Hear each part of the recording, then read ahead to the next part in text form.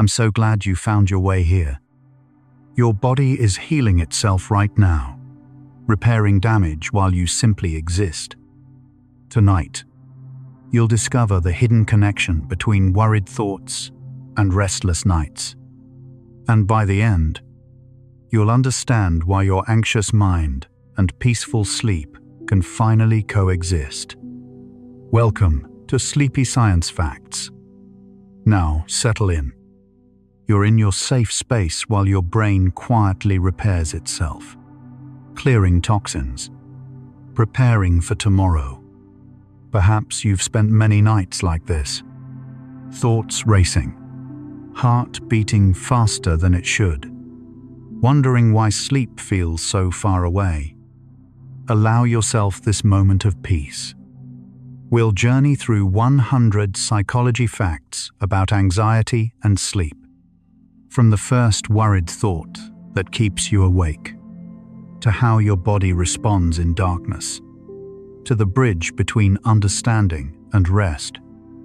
This thoughtful journey through consciousness builds bridges between searching minds. A gentle like, subscribe, or sharing your thoughts creates a pathway for more anxious souls to discover this sanctuary. One sleepy soul at a time. It only takes a moment, but it means the world to us. Your healing journey inspires ours. Let yourself settle completely here. Feel your jaw unclench, your breath deepen naturally. You can let these thoughts drift past without holding them. Sense that soothing heaviness enveloping you, like your consciousness slowly dimming its brightness. Thoughts dissolving into the peaceful fog of approaching sleep, safe and undisturbed. Close your eyes and breathe deeply. You're floating where worried thoughts rest safely in gentle darkness. Let your mind merge with infinite peace. And now we begin. You know that feeling when you lie down, exhausted, ready for sleep, and suddenly your mind starts replaying every conversation from the day. This isn't random.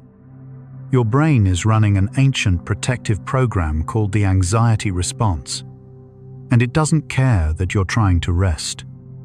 When you experience anxiety, your amygdala, a small almond-shaped structure deep in your brain, acts like an overprotective security system. It scans for threats constantly, even when you're safe in bed.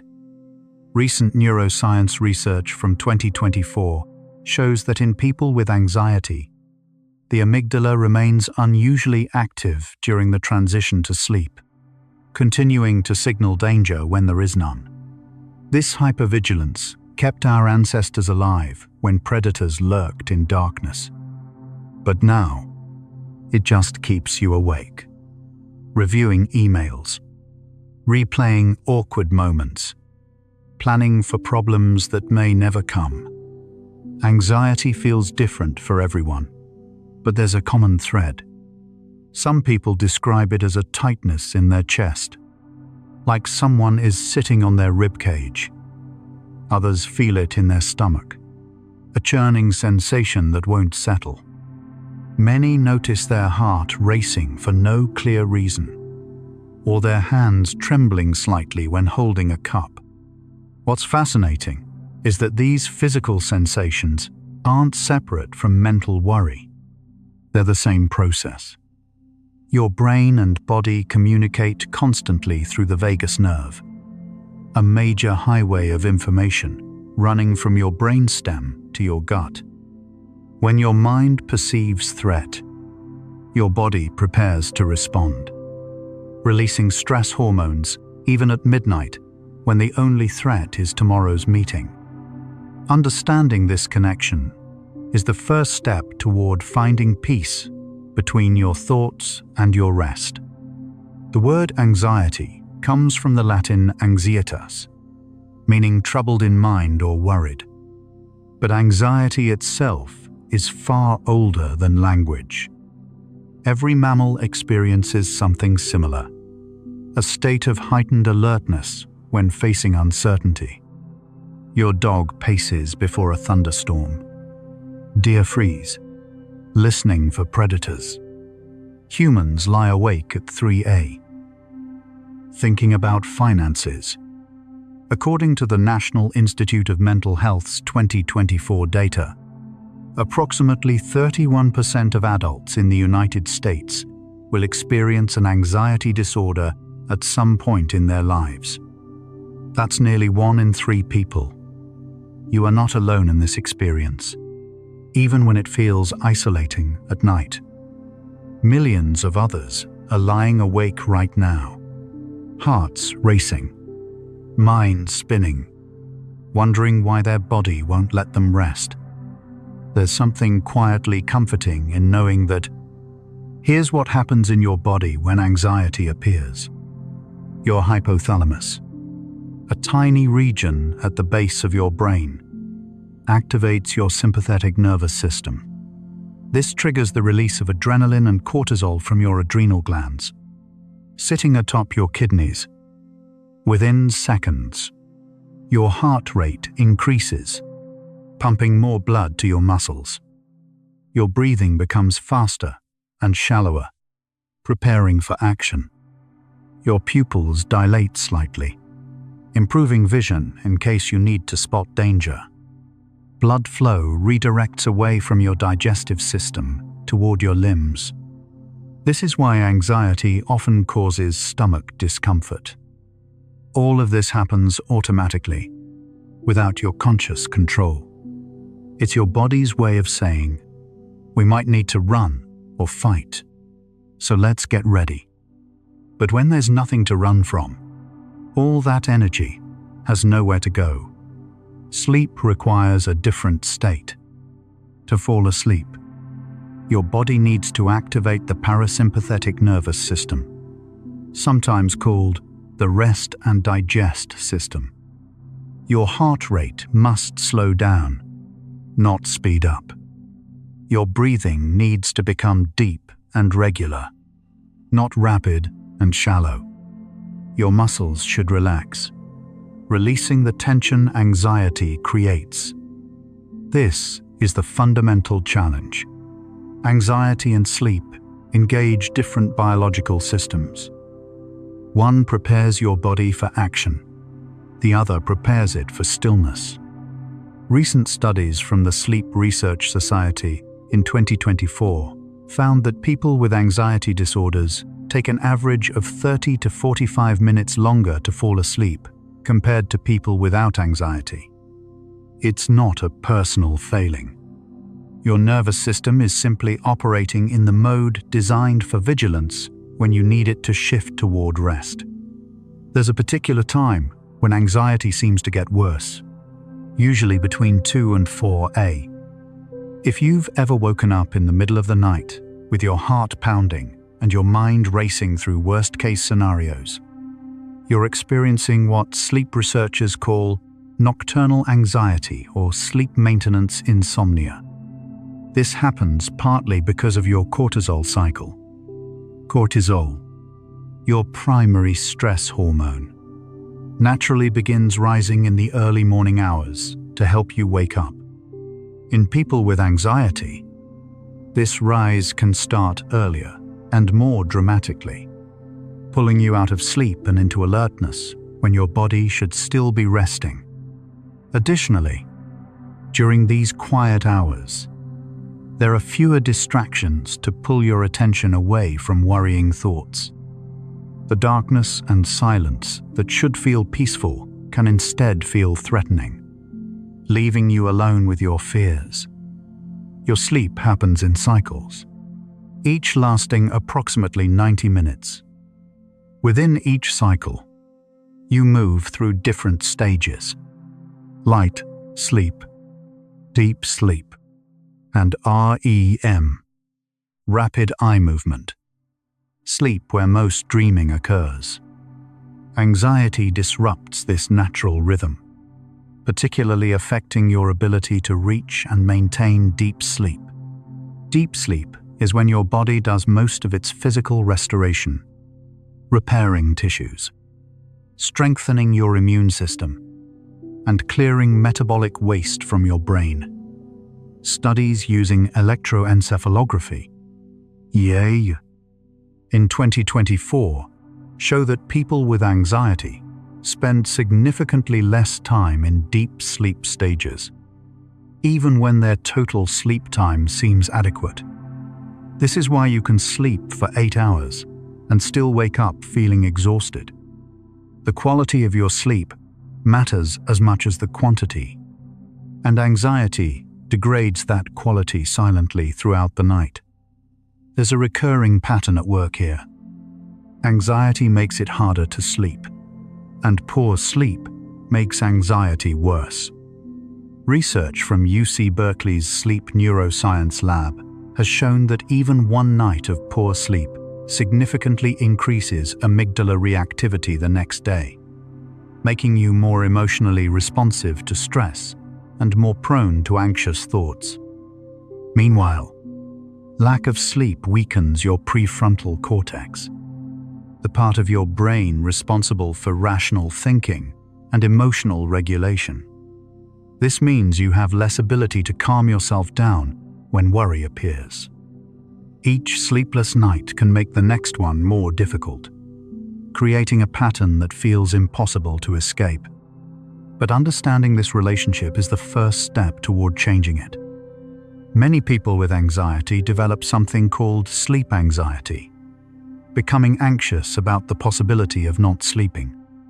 You might start dreading bedtime, watching the clock, calculating how many hours of sleep you'll get if you fall asleep right now. This creates what psychologists call performance anxiety around sleep. The harder you try to sleep, the more elusive it becomes. Sleep is fundamentally a passive process. You can't force it to happen through effort or willpower. It's more like falling than climbing, requiring surrender rather than control. When you lie in bed trying to sleep, you're actually preventing sleep from occurring naturally. This paradox is frustrating and exhausting. Many people report that they sleep better on the couch accidentally than in bed intentionally. That's sleep anxiety at work. Your body has a natural sleep-wake cycle called your circadian rhythm, controlled by a cluster of about 20,000 neurons in your brain, called the suprachiasmatic nucleus. This internal clock responds primarily to light, telling your body when to feel alert and when to feel sleepy. It also regulates the release of melatonin, your sleep hormone. Anxiety doesn't destroy this rhythm, but it can override it. Even when your circadian system is signaling that it's time for sleep, your stress response can keep you awake. This conflict creates physical and mental exhaustion. Your body knows it should sleep. Your brain knows you need sleep, but your nervous system refuses to allow it. These two influences create a cycle within you, one that changes your relationship with rest. Let's talk about what happens in your brain when you worry at night. Worry is a form of mental time travel. Your mind moves away from the present moment into imagined futures, usually negative ones. Neuroscientists using fMRI brain imaging have identified the specific brain networks involved in worry. The default mode network, which activates when your mind wanders, becomes hyperactive in people with anxiety. Simultaneously, the executive control network, which helps you focus and problem solve, becomes less active. This creates a state where your mind generates endless hypothetical scenarios, but can't effectively evaluate or solve them. You're stuck in a loop of what-if questions with no answers. Your brain is working extremely hard, burning energy and resources, accomplishing nothing productive. preventing sleep with its relentless activity. There's a difference between normal worry and clinical anxiety. Everyone experiences anxiety sometimes. Before a job interview, after a difficult conversation, during times of uncertainty. This is adaptive anxiety, appropriate to the situation. Clinical anxiety persists even when there's no immediate threat. According to the Diagnostic and Statistical Manual of Mental Disorders, DSM-5, generalized anxiety disorder involves excessive worry occurring more days than not for at least 6 months, along with physical symptoms like restlessness, fatigue, difficulty concentrating, muscle tension, and sleep disturbance. If you've been struggling with anxious thoughts and poor sleep for months, it's worth considering whether this has moved beyond normal stress into something that might benefit from professional support. There's no shame in that. Sometimes our brains need help recalibrating. Your breathing changes when you're anxious, and this affects your sleep. Anxiety often causes rapid, shallow breathing, sometimes called chest breathing or thoracic breathing. You're using only the upper portion of your lungs, taking quick breaths that don't fully oxygenate your body. This triggers more stress response because your body interprets shallow breathing as a sign of danger. In contrast, deep, diaphragmatic breathing, breathing that expands your belly rather than just your chest, activates your parasympathetic nervous system and promotes relaxation. This is why so many relaxation techniques focus on breath control. Your breathing is one of the few aspects of your autonomic nervous system that you can consciously influence. Changing how you breathe can genuinely change how you feel, creating a bridge between anxious wakefulness and peaceful sleep. Muscle tension is another hallmark of anxiety. You might not even notice you're doing it. Clenching your jaw, hunching your shoulders, gripping your hands, tightening your neck. This tension is your body preparing for physical action that never comes. Over time, chronic muscle tension causes pain and discomfort that makes sleep even harder.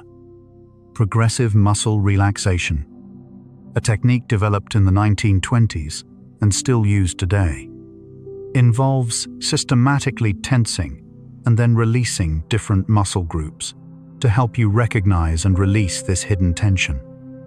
Many people don't realize how tense they've been holding their body until they deliberately relax. Your muscles carry your anxiety physically, and releasing them helps release your mind towards sleep. Let's talk about something called catastrophic thinking, which is particularly common at night. Your mind takes a small worry and escalates it to the worst possible outcome. I made a mistake at work becomes I'll get fired, lose my house, end up alone. This thinking pattern happens faster at night because your tired brain struggles to maintain perspective. The prefrontal cortex, which normally helps you evaluate thoughts rationally, becomes less active as you get sleepy. Meanwhile, your amygdala remains alert, amplifying emotional responses to perceived threats. You're experiencing the worst possible combination: decreased rational thinking plus increased emotional reactivity. No wonder nighttime worries feel so overwhelming. They're magnified by the very tiredness that makes sleep necessary. Here's a perspective worth considering. Anxiety isn't always unhelpful. In appropriate amounts, anxiety enhances performance. Athletes use pre-competition anxiety to sharpen focus. Students use deadline anxiety to motivate studying. The arousal that comes with moderate anxiety actually improves attention and reaction time. This is called the Yerkes-Dodson law, discovered in 1908 and confirmed by modern neuroscience. Performance increases with arousal up to a point, then decreases when arousal becomes too high. The challenge isn't anxiety itself. It's when anxiety becomes chronic, excessive, and appears in situations where it doesn't help. Lying in bed at 2 a.m. worrying about something you can't currently control is anxiety in the wrong context, at the wrong intensity, preventing the rest you need. Your gut and your brain communicate constantly through what scientists call the gut-brain axis. About 95% of your body's serotonin, a neurotransmitter involved in mood regulation and sleep, is produced in your gut, not your brain.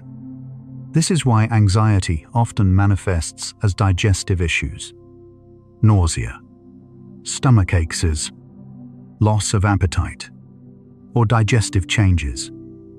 Recent research in 2024 on the microbiome has shown that gut bacteria influence anxiety levels. People with anxiety often have different gut bacterial compositions compared to people without anxiety. This connection explains why digestive discomfort and sleep problems often occur together. Your stomach and your sleep are linked through the same anxious nervous system, creating multiple symptoms from one source. There's something called rumination, repetitively thinking about the same problems without making progress. It's different from productive problem solving. When you ruminate, you're cycling through the same thoughts, examining them from slightly different angles, never reaching resolution. Brain imaging studies show that rumination activates similar brain regions as depression and anxiety. Rumination is particularly common at night because you have fewer external distractions competing for your attention. The quiet darkness that should facilitate sleep instead becomes an echo chamber for repetitive thoughts. Your mind keeps processing the same information, searching for a solution that thinking alone cannot provide. Understanding this difference between rumination and problem solving helps you recognize when your thinking has become unhelpful. Sleep deprivation affects your emotional regulation in measurable ways. Research shows that after poor sleep, people experience emotions more intensely, both negative and positive ones, though the negative emotions are more noticeable. Your ability to regulate emotions depends partly on the connection between your amygdala and your prefrontal cortex. Sleep strengthens this connection. When you're sleep deprived, the amygdala can become significantly more reactive, while the prefrontal cortex struggles to modulate those reactions. This means small frustrations feel like major problems. Minor worries become overwhelming fears. You're not being overly sensitive or dramatic. Your brain is genuinely less capable of managing emotions when exhausted. There's a gender difference in anxiety and sleep problems. Women are approximately twice as likely as men to experience anxiety disorders. According to data from the National Institute of Mental Health, hormonal fluctuations throughout the menstrual cycle, during pregnancy, and during menopause all influence anxiety levels and sleep quality. Estrogen and progesterone interact with neurotransmitter systems involved in mood and sleep regulation. This doesn't mean men don't struggle with anxiety and sleep. They absolutely do. But the biological and social factors affecting women create additional vulnerability. Understanding these differences helps explain why anxiety and insomnia often cluster together, particularly in certain populations. Let's discuss something called hyperarousal, which is a core feature of insomnia. Your body and brain operate at a higher baseline of physiological and cognitive activity. Your heart rate is slightly faster, your body temperature slightly higher, your metabolic rate increased, your thoughts more active, all day long, not just at night. This constant state of mild activation makes it harder to shift into the decreased arousal necessary for sleep. Recent studies measuring heart rate variability have found that people with insomnia show reduced parasympathetic activity throughout the day, meaning their bodies never fully relax, even when they appear calm. Caffeine complicates everything.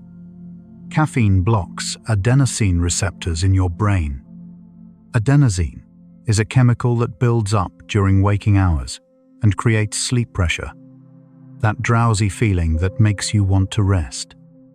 When you consume caffeine, even in the morning, it can affect your sleep that night.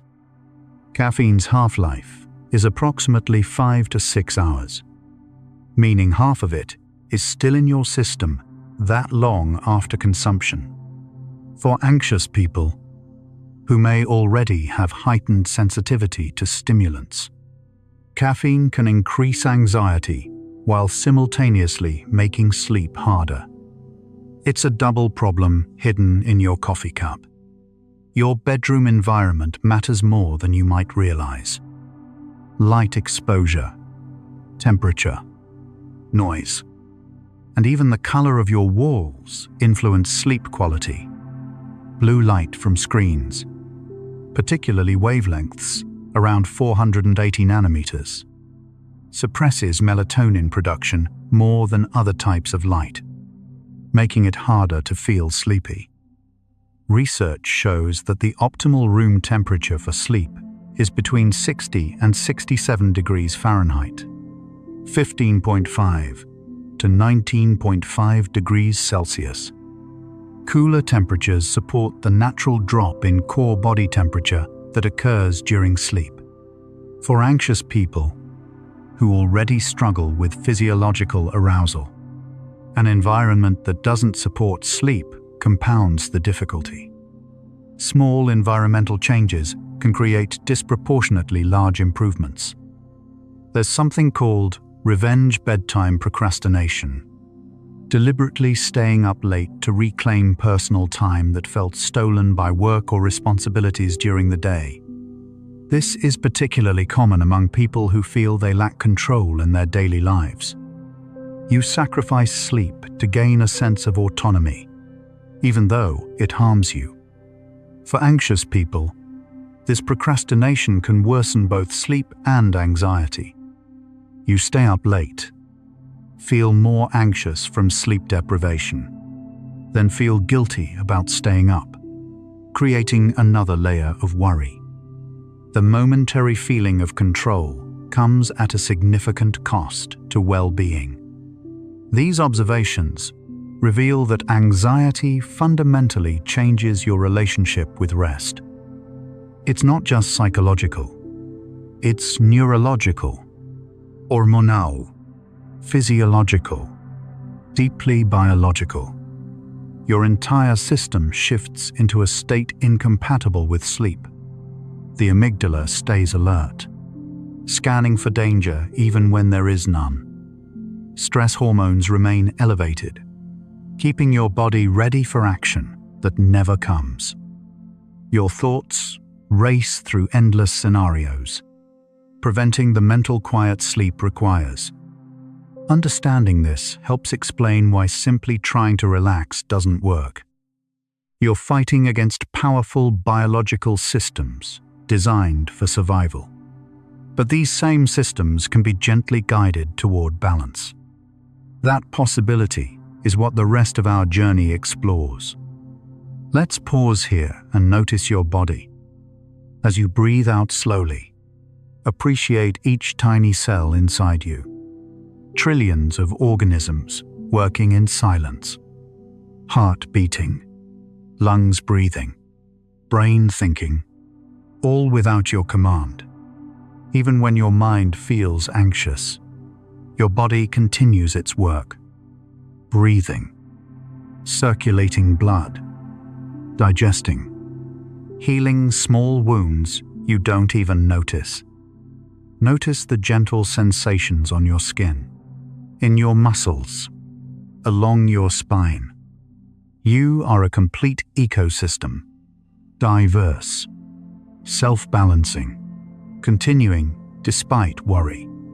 Your body knows how to rest, even when your mind has forgotten. Now we continue. So what's actually happening when anxiety disrupts your sleep? Let's go deeper into the mechanisms. When your amygdala perceives a threat, real or imagined, it sends signals to your hypothalamus, which activates your HPA axis, hypothalamic pituitary adrenal axis. This triggers the release of corticotropin-releasing hormone, which stimulates your pituitary gland, which signals your adrenal glands to release cortisol. This cascade happens within seconds, flooding your system with stress hormones. Cortisol is supposed to rise in response to actual threats and then return to baseline when the threat passes. But with chronic anxiety, your cortisol levels can remain elevated long after bedtime, keeping you in a state of alertness when you desperately need rest. Your body is following an ancient script that no longer matches your modern reality. Sleep architecture refers to the structure of your sleep cycles throughout the night. A typical night includes 4 to 6 complete cycles of approximately 90 minutes each. Within each cycle, you progress from light sleep, stages N1 and N2, to deep sleep, stage N3, to REM sleep. Each stage serves different restorative functions. Anxiety particularly disrupts the transition from wakefulness to stage N1, the lightest sleep stage. Studies using polysomnography, the gold standard for measuring sleep, show that anxious individuals take longer to progress through these initial stages. They also experience more frequent awakenings and spend more time in lighter sleep stages.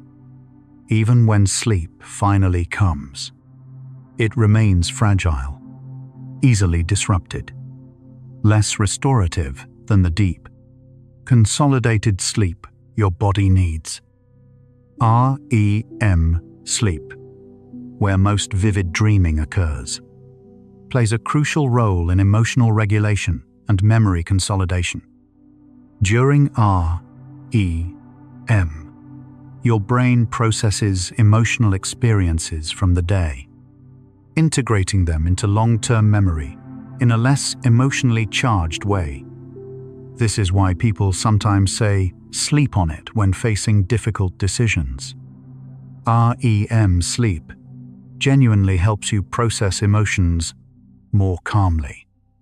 However, anxiety can fragment REM sleep, preventing this emotional processing. Research consistently shows that people with anxiety disorders often get less REM sleep and experience more nightmares and emotionally intense dreams. Your brain tries to process fear and worry during sleep, but the very anxiety being processed keeps interrupting the processing itself.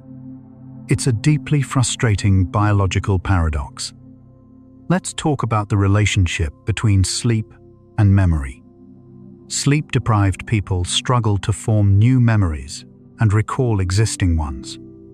This happens because memory consolidation, the process of transferring information from short-term to long-term storage, primarily occurs during sleep. Both deep sleep and REM sleep play essential roles in this process. When anxiety prevents adequate sleep, your cognitive function suffers measurably. Studies show that even one night of poor sleep impairs working memory, attention, and executive function. For someone with chronic anxiety and chronic sleep problems, this cognitive impairment becomes part of daily life. You're not less intelligent. Your brain simply doesn't have the sleep it needs to function optimally. This cognitive difficulty often increases anxiety, perpetuating the cycle. There's increasing evidence that sleep and anxiety have a bi-directional relationship. Not only does anxiety cause sleep problems, but sleep problems can actually cause or worsen anxiety. Longitudinal studies following people over time show that individuals who develop insomnia are at higher risk of developing anxiety disorders in subsequent years. This suggests that protecting sleep might actually prevent some anxiety. Sleep acts as a buffer against emotional stress. When you sleep well, you're more resilient to stress the next day. When you sleep poorly, even minor stressors can feel overwhelming. Your sleep quality today influences your emotional well-being tomorrow, which influences your sleep quality tomorrow night. Each night is both affected by and affecting the nights around it. Your immune system depends on sleep for optimal function. During deep sleep, your body produces and releases cytokines, proteins that help fight infection and inflammation. Chronic sleep deprivation suppresses immune function, making you more susceptible to illness. Interestingly, there's also a connection between immune function and anxiety. Emerging research exploring connections between inflammation and anxiety suggests that chronic low-level inflammation may contribute to mood changes. When poor sleep causes immune dysregulation, which increases inflammation, which worsens anxiety, which further disrupts sleep, you have another recurring pattern. Your mental health and physical health are inseparably linked through your sleep. Let's discuss sleep debt, the cumulative effect of not getting enough sleep. Unlike financial debt, you can't fully repay sleep debt by sleeping extra on weekends. Recent studies show that while recovery sleep helps, it doesn't completely reverse the cognitive and metabolic changes caused by chronic sleep restriction. If you get 6 hours of sleep nightly when you need 8, you're accumulating 2 hours of sleep debt each day. After a week, that's 14 hours, nearly 2 full nights of missed sleep. This debt affects your mood, cognitive function, and stress resilience. For anxious people already struggling with sleep, the debt compounds faster and its effects feel more severe. Anxiety changes how you perceive time, particularly at night. Minutes feel like hours when you're lying awake, watching the clock, calculating remaining sleep time. This phenomenon, called time perception distortion, occurs because anxiety increases your internal arousal and attention to passing time. Brain imaging studies show altered activity in regions involved in time perception during anxious states. Paradoxically, worrying about wasted time makes time feel even slower. The more you focus on how long you've been awake, the longer each moment seems to stretch. This distorted time perception adds another layer of frustration to sleeplessness, making the experience feel even more unbearable. There's a concept in sleep medicine called orthosomnia, an obsession with achieving perfect sleep, often driven by sleep-tracking devices. People become anxious about their sleep data, checking stats obsessively, trying to optimize every variable. Ironically, this anxiety about sleep quality can worsen sleep quality. The devices measure movement and heart rate to estimate sleep stages, but these estimates aren't always accurate. Worrying about imperfect sleep scores creates another form of performance anxiety. If you're using sleep tracking and finding it increases your anxiety rather than helps, it might be time to stop tracking and start simply sleeping. Let's talk about sleep medications and their relationship with anxiety. Many sleep medications work by enhancing GABA, gamma-aminobutyric acid, a neurotransmitter that reduces brain activity. These medications can help you fall asleep faster, but don't always produce the same quality of sleep as natural sleep. They may suppress certain sleep stages, particularly REM sleep. Additionally, some people develop tolerance, needing higher doses over time, or experience rebound insomnia when discontinuing them. For long-term anxiety and sleep problems, cognitive behavioral therapy for insomnia, CBT, has been shown to be more effective than medication, with benefits lasting longer after treatment ends. Napping seems like it should help with sleep debt and fatigue, but it's complicated. For people with insomnia and anxiety, daytime napping can reduce sleep pressure, that drowsy feeling that helps you fall asleep at night. If you nap too late in the day or for too long, you may find it even harder to sleep that night. However, short naps, 20 to 30 minutes, earlier in the day, can sometimes help reduce anxiety and improve mood without significantly affecting nighttime sleep. The key is understanding how napping affects your individual sleep patterns and adjusting accordingly. Exercise influences both anxiety and sleep, though the relationship isn't straightforward. Regular physical activity reduces anxiety symptoms in most people and improves sleep quality. Exercise increases the amount of deep sleep you get and can help regulate your circadian rhythm. However, intense exercise too close to bedtime can be stimulating, raising body temperature and heart rate when they should be declining. The timing and intensity matter. For anxious people, gentle movement like walking, yoga, or stretching can provide benefits without the overstimulation that vigorous exercise might cause late in the day. Alcohol is commonly used as a sleep aid, but it actually disrupts sleep architecture significantly. While alcohol might help you fall asleep faster initially by depressing your central nervous system, it interferes with REM sleep and causes more frequent awakenings in the second half of the night. As your body metabolizes alcohol, it can cause a rebound effect, increased alertness, anxiety, and difficulty staying asleep. For people with anxiety, using alcohol to manage stress or promote sleep often backfires, creating additional problems while failing to address the underlying anxiety. It's a seductive but ultimately harmful coping mechanism.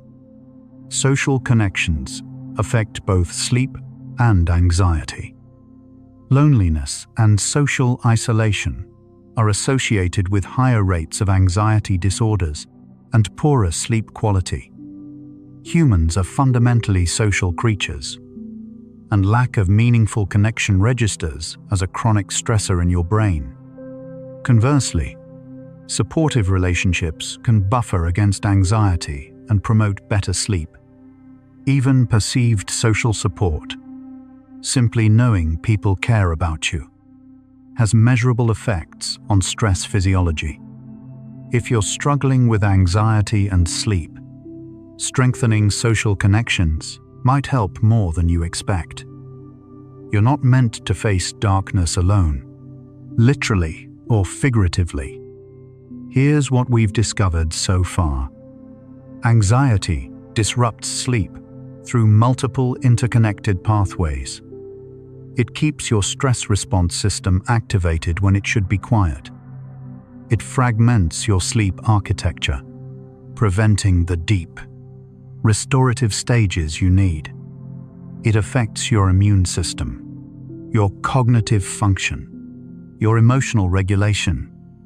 It changes how you perceive time and how you relate to sleep itself. Every system in your body is involved in this struggle. But here's the important part.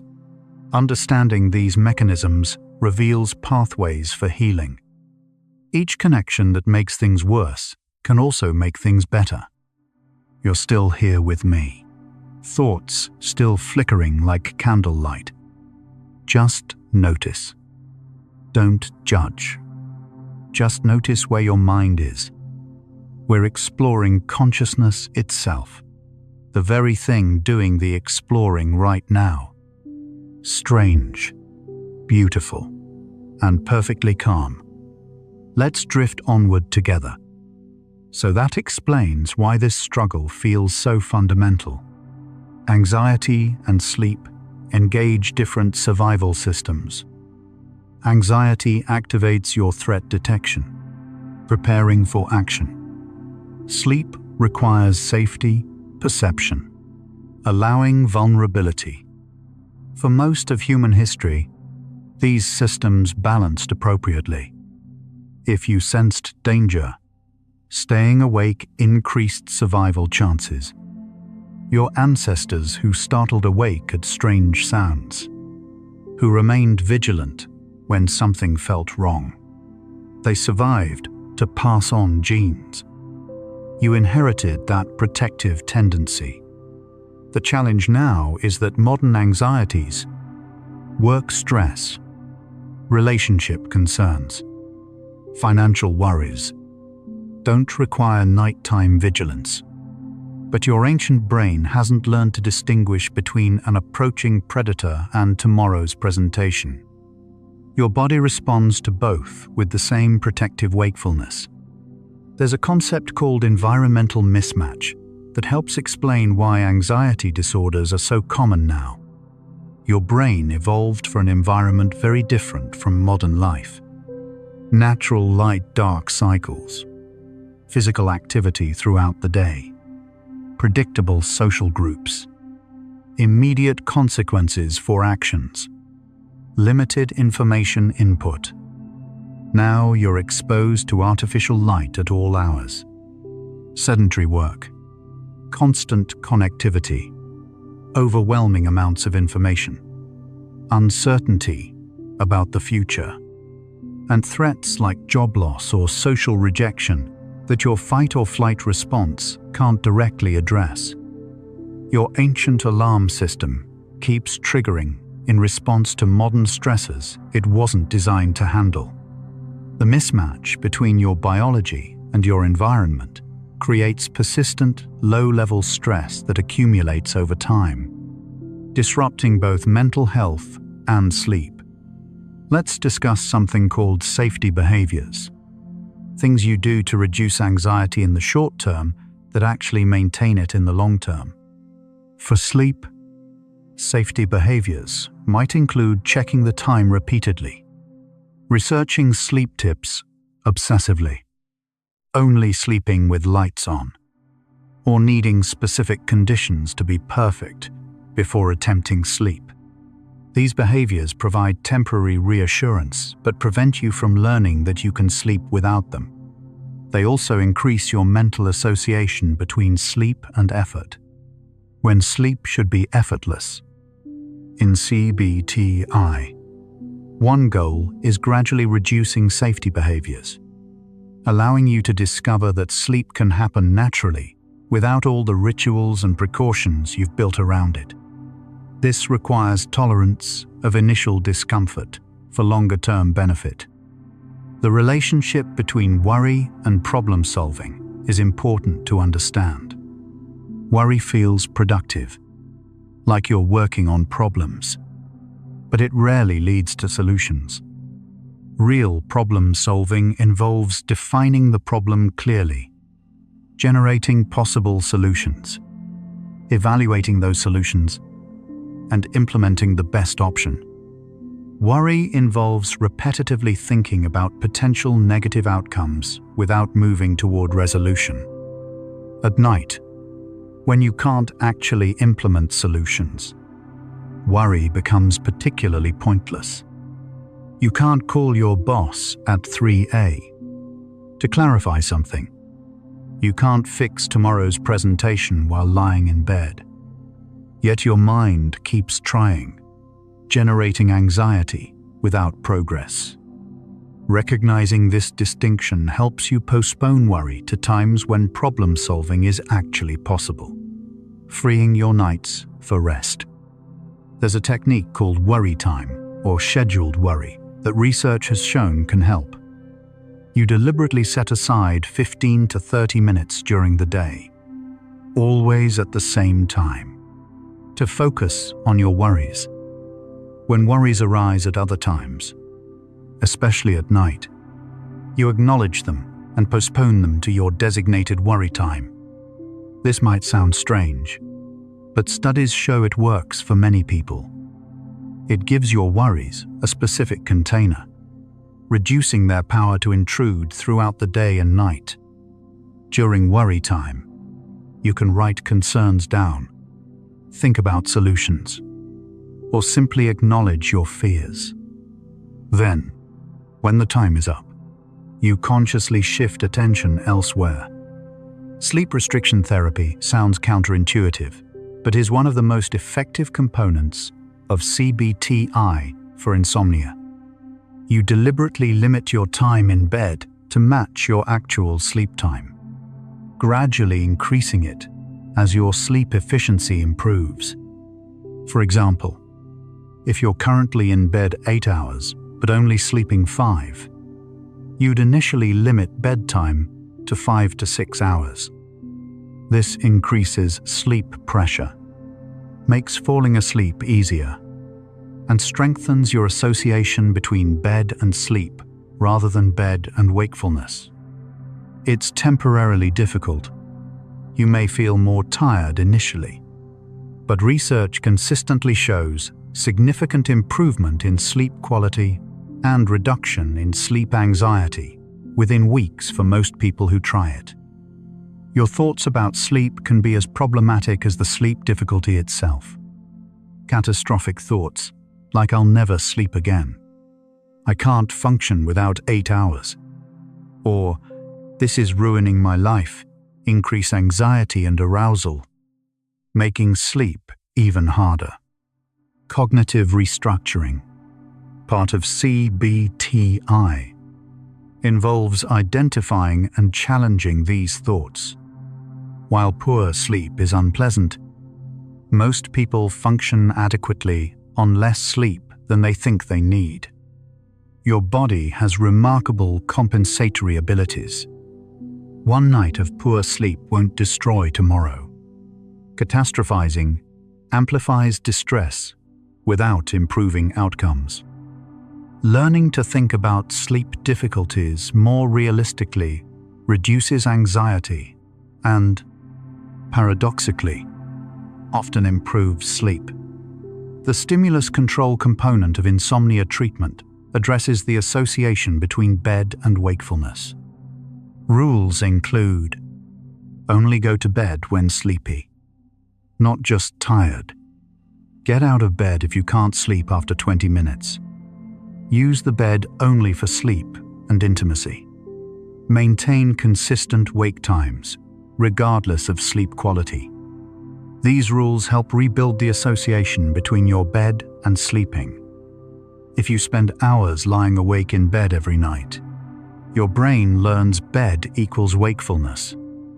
Breaking that association requires temporarily leaving the bed when sleep isn't happening, even though it feels frustrating. Consistency eventually retrains your brain's expectations. Mindfulness and acceptance-based approaches offer a different perspective on anxiety and sleep. Instead of trying to eliminate anxious thoughts or force sleep to happen, you practice accepting your current experience without judgment. You notice anxiety arising. Acknowledge it. Allow it to be present without fighting it. This reduces the secondary anxiety, the anxiety about having anxiety, that often worsens the primary problem.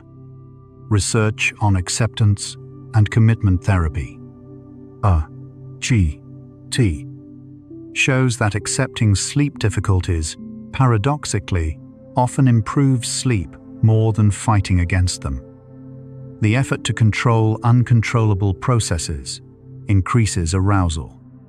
Acceptance reduces that effort, allowing natural sleep processes to function. Halfway through our journey, the answer is emerging. The connection between anxiety and sleep isn't just coincidental or purely psychological. It's deeply biological, shaped by evolution, maintained by modern environments, and influenced by your thoughts, behaviors, and physiology.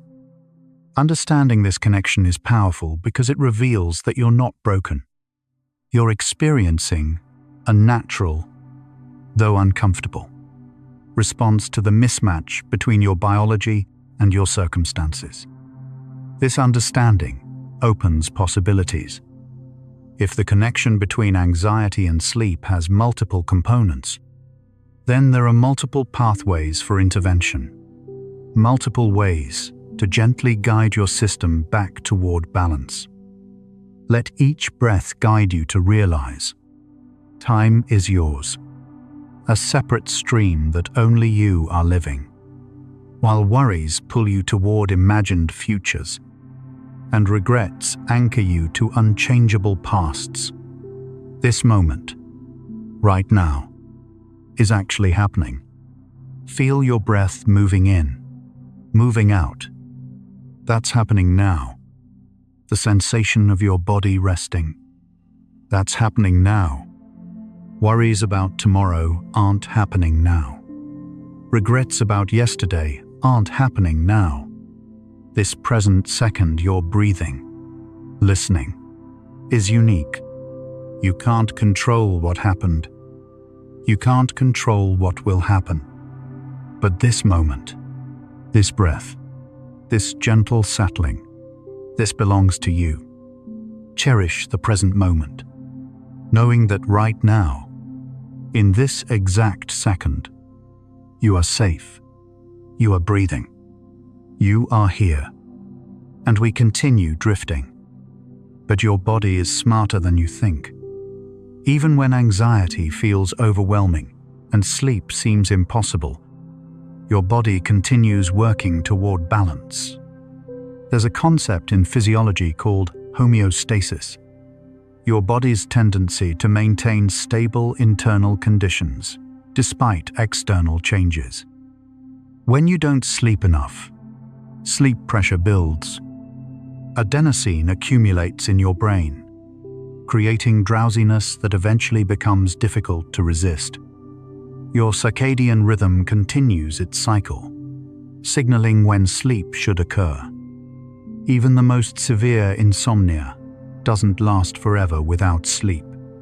Eventually, your biological need for rest overcomes anxious resistance.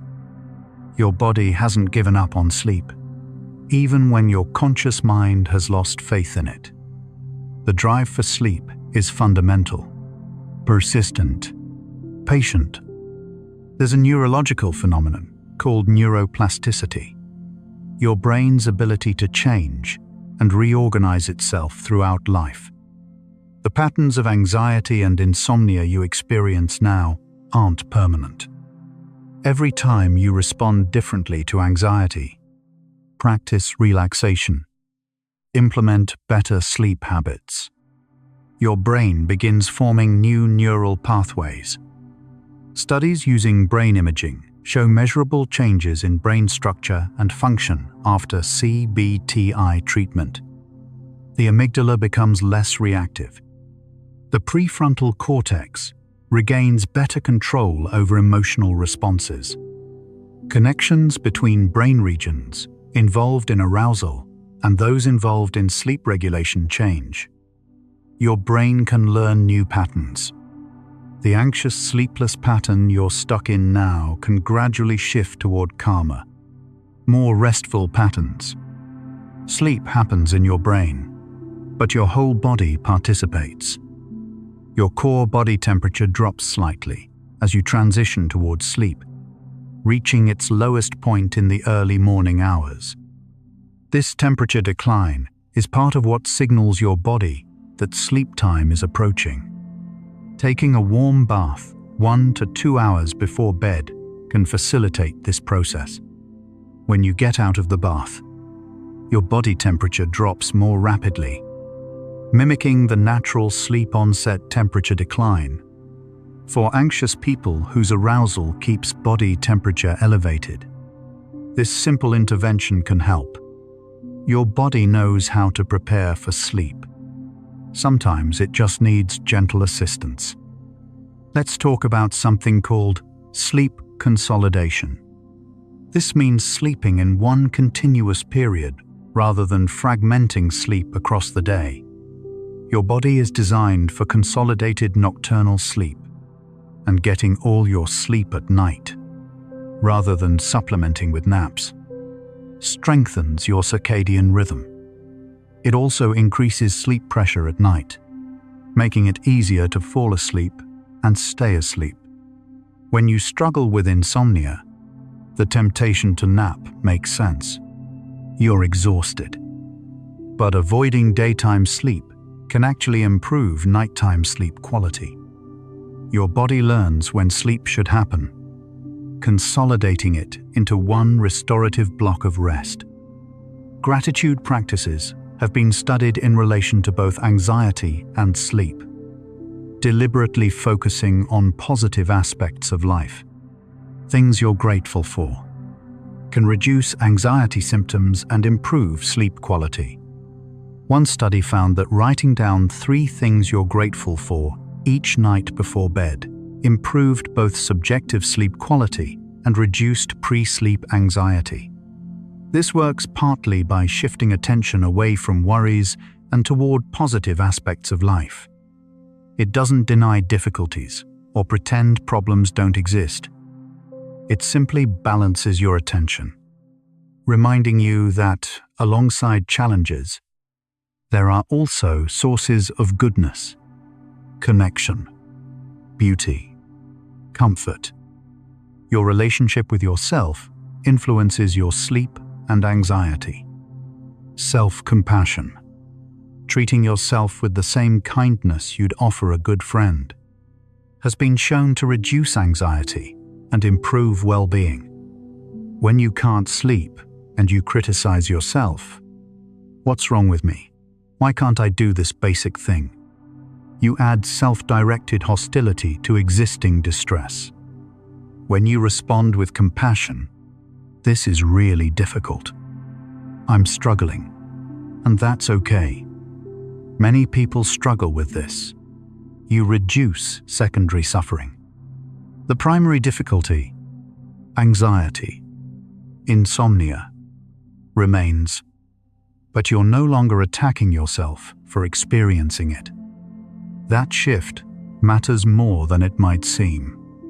There's growing research on the role of light exposure in regulating both mood and sleep. Bright light exposure in the morning helps set your circadian rhythm, improving both sleep quality and mood. Light therapy. Sitting in front of a bright light box for 20 to 30 minutes each morning has been shown to help with both seasonal affective disorder and some forms of insomnia. Meanwhile, reducing light exposure in the evening, particularly blue light from screens, allows melatonin production to increase naturally. Your circadian rhythm responds to light more than any other environmental cue. Using light strategically can help regulate your sleep-wake cycle. Sound can either disrupt or support sleep, depending on its characteristics. Unpredictable, intermittent sounds, traffic, voices, sudden noises disrupt sleep more than constant sounds. This is why some people find white noise or nature sounds helpful. They mask unpredictable noises with steady, predictable sound. For anxious people, silence can sometimes feel threatening, allowing every small sound to become noticeable and potentially alarming. Gentle background sound can reduce this hypervigilance. Your brain doesn't have to work as hard monitoring the environment when there's consistent, safe ambient noise covering the sudden sounds that might otherwise trigger alertness. Progressive muscle relaxation, which we mentioned earlier, is effective because it helps you recognize the difference between tension and relaxation. You systematically tense each muscle group for 5 to 10 seconds, then release, noticing the sensation of letting go. This practice serves multiple purposes. It releases physical tension you might not have noticed. It gives your mind something to focus on besides worries. And it activates your parasympathetic nervous system. Over time, you become better at recognizing tension in your body and releasing it before it becomes chronic. Your muscles learn the feeling of relaxation. Visualization and guided imagery can facilitate sleep by giving your mind something gentle to focus on besides anxious thoughts. Imagining a peaceful scene, a calm beach, a quiet forest, a safe room, engages your mind without increasing arousal. Your brain responds to vivid imagery similarly to actual experience.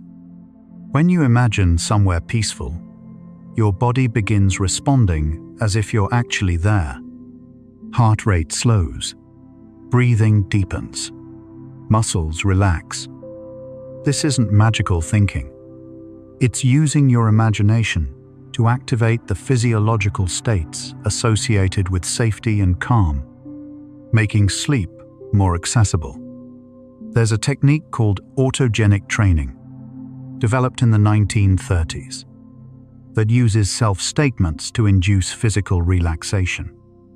You repeat phrases like, "My arms are heavy and warm," "My heartbeat is calm and regular," "My breathing is slow and easy." Research shows this can reduce anxiety and improve sleep. You're giving your body suggestions about the state it should be in. And surprisingly often, your body responds. Your mind and body communicate constantly. When you tell your body what you want it to do, sometimes it listens. Let's discuss the role of routine and predictability. Anxiety thrives on uncertainty. Having a consistent bedtime routine, the same sequence of calming activities each night, creates predictability that can reduce anxiety. Your brain learns the pattern. These activities signal that sleep is approaching. Routine might include dimming lights, gentle stretching, reading something calm, perhaps a warm drink without caffeine. The specific activities matter less than consistency. You're creating a bridge between wakefulness and sleep, a reliable path your brain can follow each night toward rest. Journaling before bed can help clear your mind of worries. Writing down concerns, tasks for tomorrow, or simply whatever you're thinking, can help you download thoughts from your mind onto paper, making them feel less urgent. Some people keep a notebook by the bed specifically for this purpose. If you wake at 3 a.m. worrying about something, you can write it down and tell yourself, "I've captured this. I'll address it tomorrow." Your mind often repeats worries because it fears forgetting them. The 4-7-8 breathing technique, popularized by Dr. Andrew Weil, is simple and effective. Breathe in through your nose for 4 counts. Hold for 7 counts. Exhale through your mouth for 8 counts. The extended exhale activates your parasympathetic nervous system, promoting relaxation. The counting gives your mind something to focus on besides worries. You can do this lying in bed, as many times as needed. Your breath becomes an anchor, pulling you gently toward calm, away from the storm of anxious thoughts. We now understand that the relationship between anxiety and sleep is not one-directional, but bi-directional and dynamic. Improving either one helps the other. Small improvements in sleep can reduce anxiety. Small reductions in anxiety can improve sleep. You don't have to fix everything at once. Progress in one area supports progress in the other. Each small step forward creates momentum. Understanding this interconnection reveals that multiple entry points exist for healing. You can approach the problem from different angles, finding what works best for you. There's something called paradoxical intention used in insomnia treatment. Instead of trying to sleep, you try to stay awake. This reduces performance anxiety around sleep and often leads to falling asleep more easily. When you stop fighting for sleep and remove the pressure to achieve it, sleep becomes more accessible. It's like how you can't tickle yourself. Some things happen more easily when you're not trying to force them. Sleep is fundamentally passive.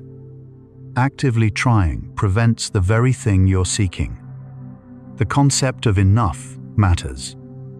You might believe you need exactly 8 hours of sleep, and anything less is failure. But individual sleep needs vary. Some people genuinely need 7 hours, others 9. Quality matters as much as quantity.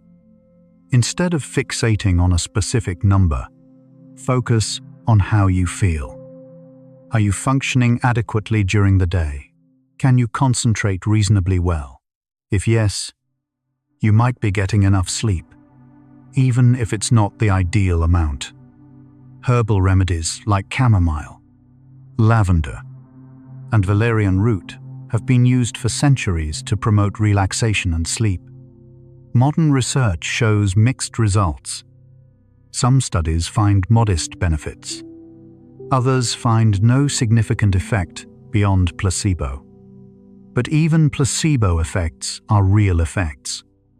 If sipping chamomile tea becomes part of your bedtime routine and helps you feel calmer, that's valuable regardless of the mechanism.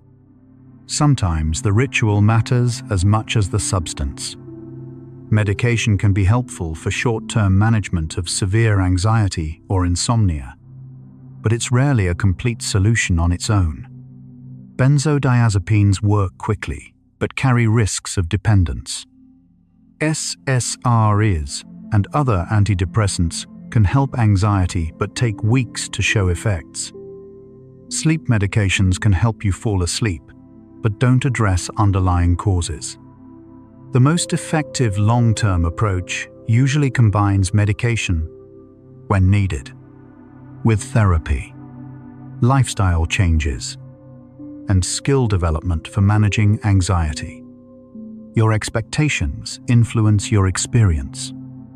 If you believe tonight will be terrible, you'll be primed to notice every difficulty, confirming your expectation. This is called confirmation bias. Approaching sleep with openness rather than dread. Let's see what happens tonight. Reduces anticipatory anxiety. You're not denying that sleep might be difficult. You're simply not pre-deciding that it will be, leaving space for the possibility of rest to surprise you. Small wins matter. You don't have to achieve perfect sleep to make progress. Falling asleep 10 minutes faster is improvement. Waking once instead of 3 times is improvement. Feeling slightly less anxious about bedtime is improvement. Acknowledge these small victories instead of dismissing them because they're not complete resolution. Progress happens gradually. in small increments, building momentum over time. Each small improvement makes the next one slightly more accessible. Support from others helps. Whether it's professional therapy, a support group, or talking with friends who understand, feeling less alone with your struggles reduces their weight. Anxiety and insomnia can feel isolating. You're awake while others sleep, struggling with something that seems easy for everyone else. Connecting with others who've experienced similar difficulties reminds you that you're not uniquely broken. Many people have walked this path and found their way toward better sleep. Sometimes, anxiety serves a purpose. It might be signaling that something in your life needs attention.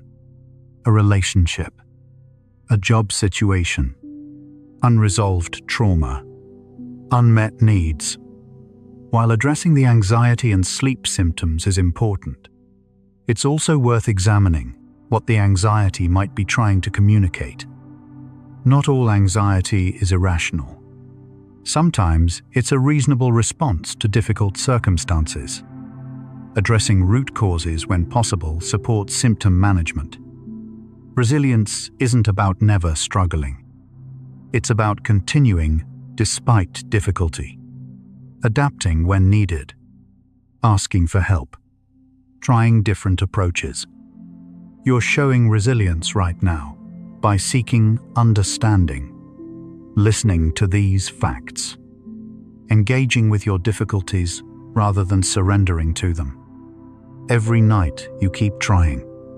Every morning you get up despite poor sleep. You're demonstrating strength. Don't underestimate the courage required to keep going. These observations have taught us that your anxious mind and your tired body aren't enemies, even though they feel opposed. They're both trying to protect you. Your anxiety scanning for threats. Your body demanding rest it needs. The struggle between them creates suffering, but they share the same goal: keeping you safe. Finding peace means helping them work together rather than against each other. You might be feeling tired now. That's perfectly fine. Breathe slowly. Feel the cycles. Your breath moves in, moves out. In, out. A rhythm as old as life itself. Your heart beats in cycles. Blood circulates. Cells renew themselves. Day becomes, night becomes day. Everything in nature moves in cycles. Seasons changing. Tides rising and falling. The moon waxing and waning. Anxiety rises. Anxiety falls. Energy comes. Energy goes. Sleeplessness passes. Rest returns. Like your breath. Inhale. Exhale. Inhale. Exhale. A small cycle within the vast universe of cycles. You are also part of that eternal movement. You don't need to hold on to anything. Let everything unfold in its perfect order, like seasons silently changing, unhurried, unresisting, simply existing. We're almost there now. The gentle truth emerging through our journey is this: anxiety and sleep can coexist more peacefully than you've believed possible. Not that anxiety disappears completely. For many people, it's a lifelong companion, varying in intensity but always somewhat present.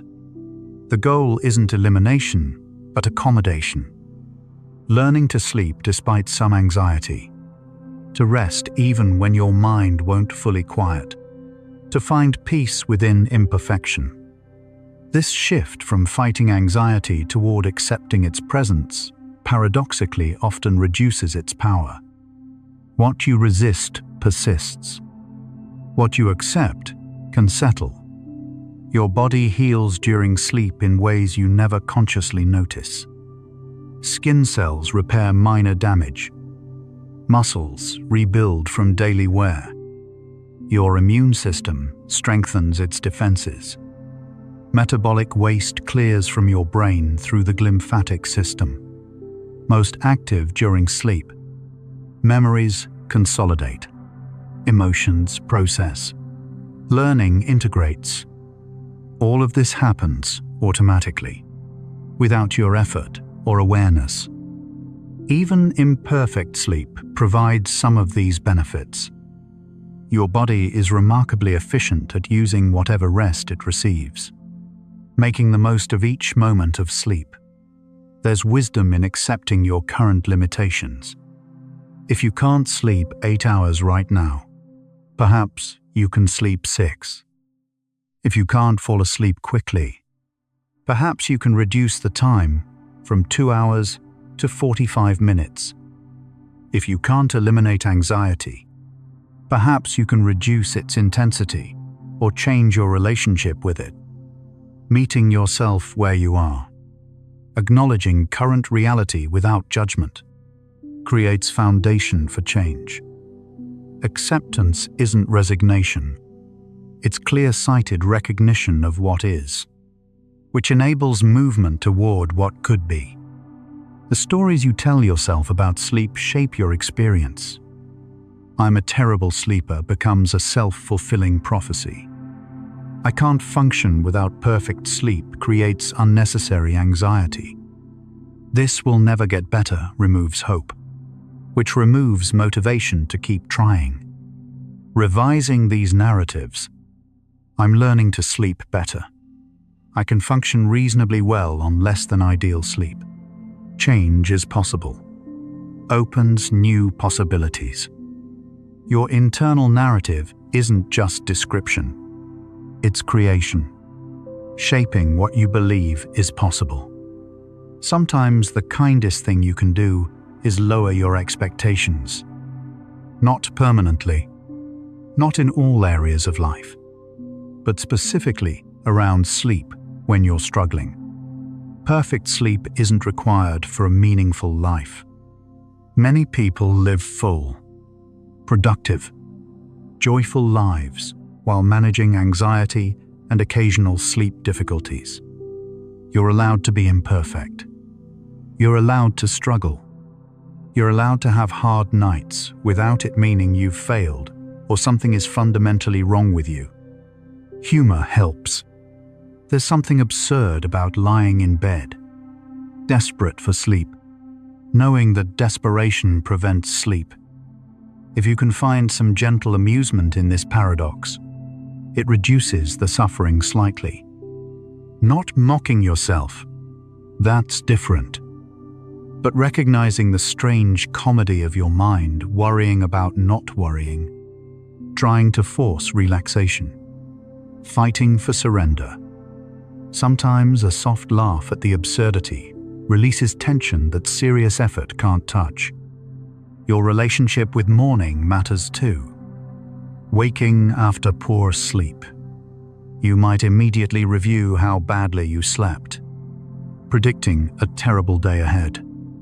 This starts your day with stress, elevating cortisol before you even get up. Instead, you could acknowledge the difficult night and then deliberately shift attention toward what's present now. Morning light, warmth, the simple fact of a new day beginning. How you meet the morning influences the entire day. Creativity and problem-solving don't require perfect sleep. Many artists, writers, and thinkers throughout history struggled with sleep but produced remarkable work. Sleep difficulties don't erase your value or capability.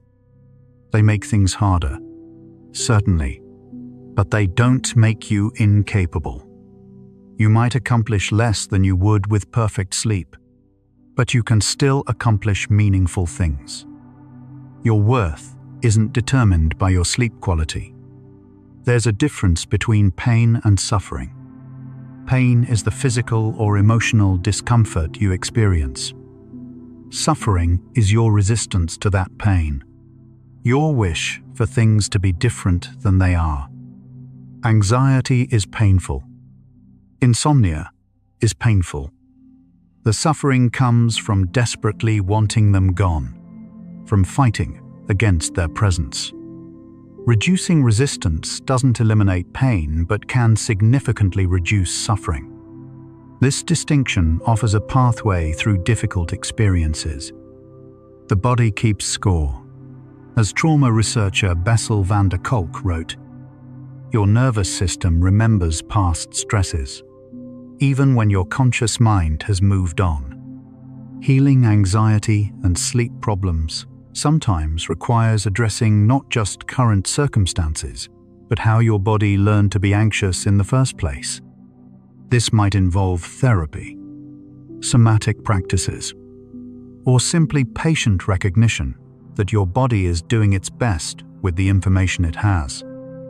You are more than your anxiety, more than your sleep problems.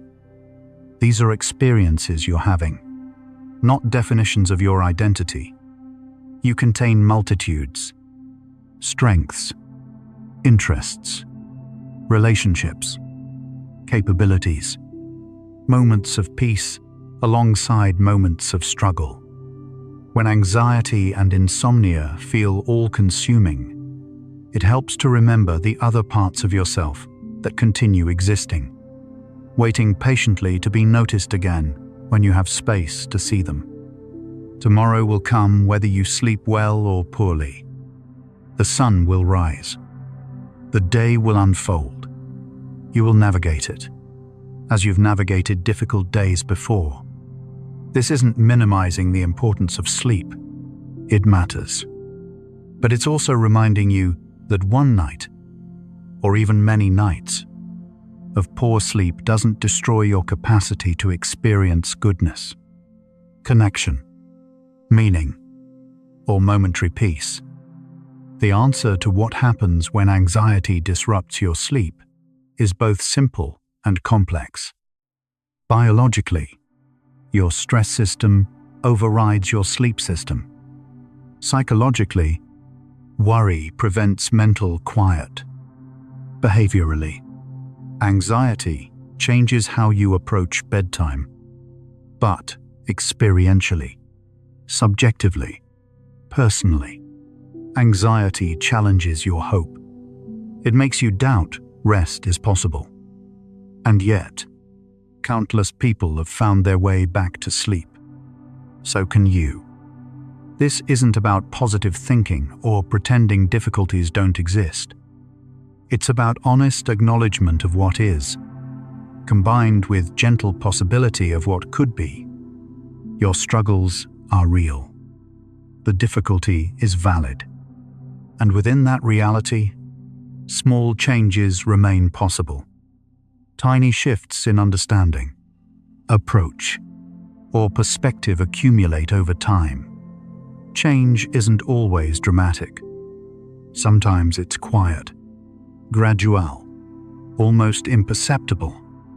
So could anxiety and sleep coexist peacefully? They already are. In small moments you might not notice. That time you fell asleep despite worrying. That night's sleep came easier than expected.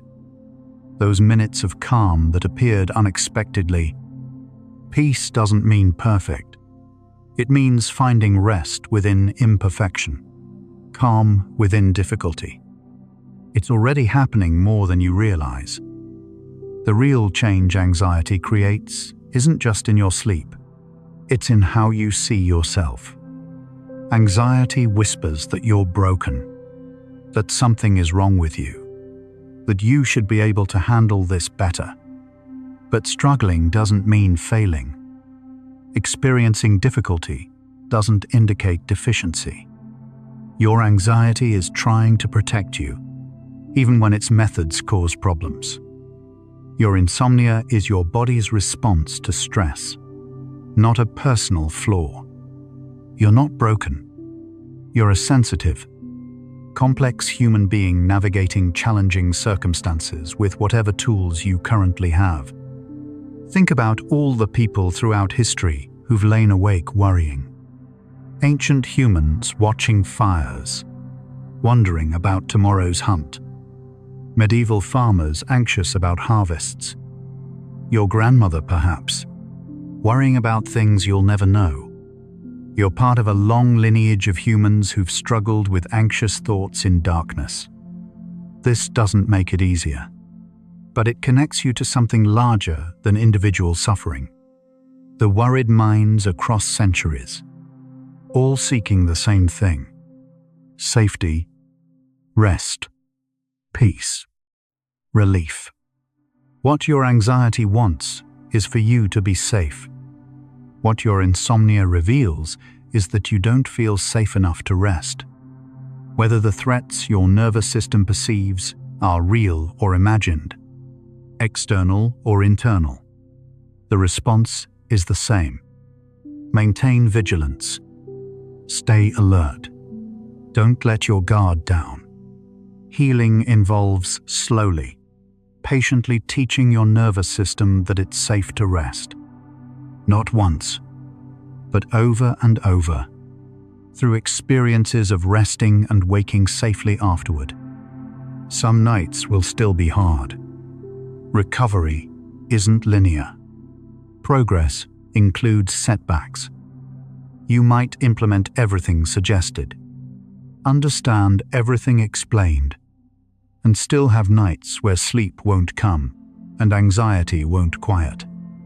This doesn't erase progress made. It doesn't mean you're back to square one. It means you're human, navigating a complex system influenced by countless variables, many beyond your control. Hard nights are part of the process, not evidence of failure. But there will also be easier nights, moments when you notice anxiety appearing and it doesn't escalate. Times when sleep comes more readily than expected. Mornings when you wake feeling slightly more rested. These moments matter just as much as the difficult ones. They're evidence that change is possible, that your efforts are having effects, that the relationship between anxiety and sleep can shift. Hold on to these moments. Let them nourish your hope. The ultimate answer to our opening question isn't found in neuroscience or sleep studies alone. It's found in your lived experience, in the small discoveries you make navigating your own nights. What works for you might not work for others.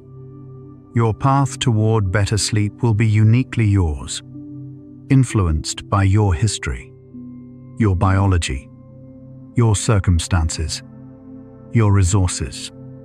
The general principles guide you, but you create the specific solutions. Perhaps the deepest truth is this: you're allowed to rest even when your mind won't quiet. Permission to sleep doesn't require first eliminating all anxiety. You can feel worried and also sleep. You can carry uncertainty and also find moments of peace. Anxiety doesn't have to disappear before rest becomes possible. They can coexist, uncomfortably perhaps, but coexist nonetheless. This permission, this gentleness toward yourself, might be the medicine you need most. Tonight, as you eventually drift toward sleep, you'll be joining millions of others doing the same. Some falling asleep easily, others struggling as you have. All of you sharing this fundamental human experience of seeking rest. You're connected in this vulnerability, this need, this hope. Your private struggles are part of a universal human story. You're not alone in the darkness, even when it feels that way. The journey from anxiety to peace, from wakefulness to sleep, isn't a straight line. It's messy, circular, frustrating, surprising, gradual, profound. Some changes happen quickly. Others take years. You're allowed whatever timeline you need. There's no deadline for healing. No schedule you must meet. You can move toward peace at exactly your pace, resting when needed, trying again when ready, always allowed to be exactly where you are. And so we arrive at the end of our 100 facts, carrying this final truth.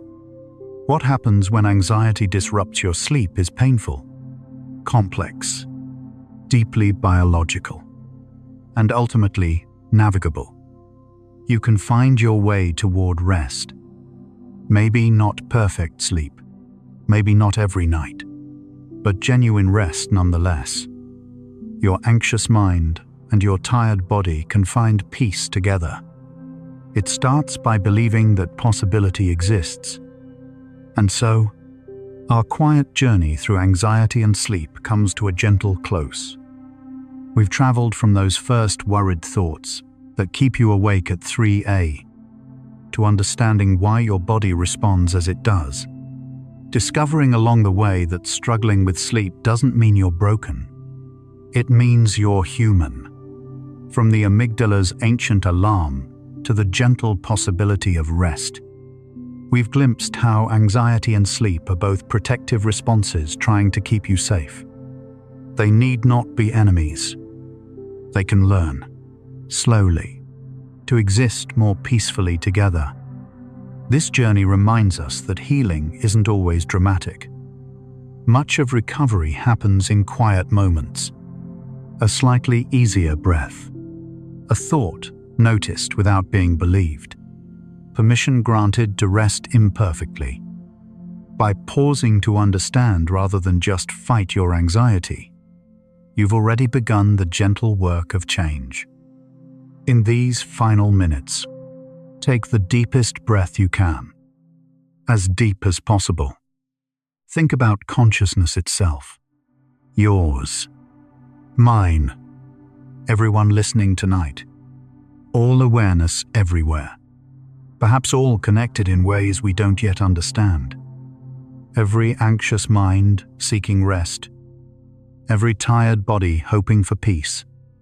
All of you. All of us. Part of this vast web of consciousness, reaching toward the same thing. Relief from suffering. Moments of calm. Permission to finally let go. You are not alone in the universe of minds. Let your entire being dissolve into the ocean of consciousness, into dreamless rest, into the space before thought, where anxiety cannot follow, where sleep waits patiently, where peace exists without effort. Prepare for deep sleep. No boundaries left, only peace. If this thoughtful exploration of the mind helped you relax, fall asleep, or brought you even small comfort tonight, a gentle like and subscribe helps other sleepless souls discover this peaceful space too. It only takes a moment, but it means the world to us. One quiet tap, one sleepy soul at a time. But there's no need to do anything now. Nothing at all. You've traveled far tonight, farther than most journeys take you. You can allow these thoughts of anxiety and sleep to fade now, like morning fog dissolving in sunlight, leaving only the warm, calm stillness behind. Let your breathing deepen. Let your body feel heavier, as if the bed is gently holding you, supporting your weight completely, allowing every muscle to release. If sleep comes, let it carry you like a slow river current, smoothly, inevitably, into a realm where time and weight and worry no longer matter. If your eyes are still open, the next video is waiting for you, ready to continue the journey. But if they're closed, stay there. Stay in the darkness that feels safe and warm. Tomorrow, your worries will still exist. The challenges will remain. But tonight, belongs to stillness. Tonight belongs to whatever rest your body can find. Rest well, gentle soul. And remember, anxiety doesn't have to disappear for peace to arrive. They can share the same space. They already do, right now. As you settle into this quiet darkness, fall asleep to gentle psychology, where science meets sleep. Dream deeper with bedtime science. Relax, listen, and drift into sleep. Good night.